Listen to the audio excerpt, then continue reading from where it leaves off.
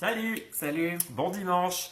Alors si c'est la première fois que tu regardes une de nos vidéos, sache qu'on fait une vidéo à chaque dimanche soir où on parle de sujets qui nous ont inspirés ou qui en tout cas sont sur notre parcours pour fonder une famille et puis devenir les meilleures versions de nous-mêmes. Puis pourquoi on partage ça?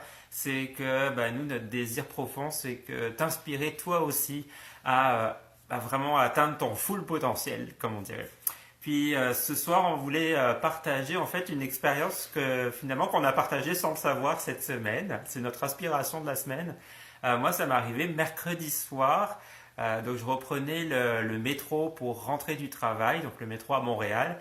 Et au lieu d'avoir la voix automatisée qui annonçait les noms des stations, c'était le chauffeur du métro qui annonçait chaque station et d'une façon vraiment hyper positive, hyper le fun.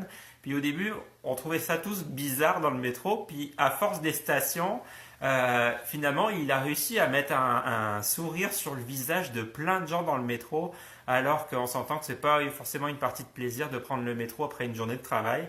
Mais il avait réussi à mettre le sourire vraiment sur le visage de tout le monde et quasiment on rigolait ensemble, on se regardait.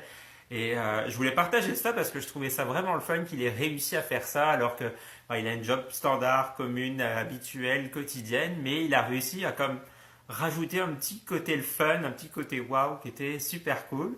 Et moi j'avais gardé cette histoire-là pour moi parce que je pensais pas que ce chauffeur-là faisait ça tout le temps ou était connu jusqu'à ce que... Jusqu'à que moi je vive une autre expérience avec probablement le même chauffeur. C'était un jeudi soir, le soir de la Saint-Valentin et heure de pointe dans le métro, juste avant 18h, 6h, le métro s'arrête pour au moins une vingtaine de minutes.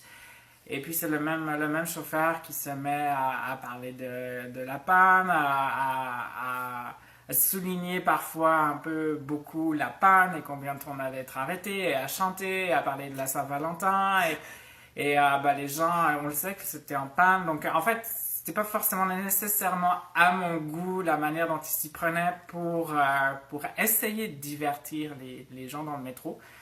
Par contre, ce que je trouverais vraiment très, très, très fort et ce que je ressentais, c'est que ce chauffeur s'était réellement et s'est donné comme mission de divertir les gens dans le métro à travers ses commentaires, à travers ses chansons.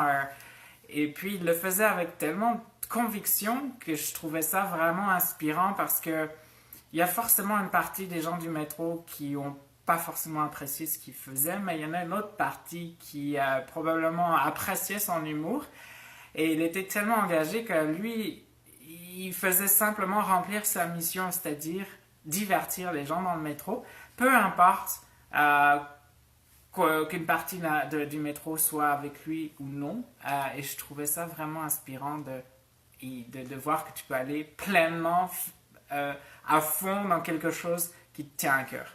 Et puis, c'est ça, il assumait complètement ce qu'il faisait, puis finalement, il se souciait pas forcément de plaire à tout le monde.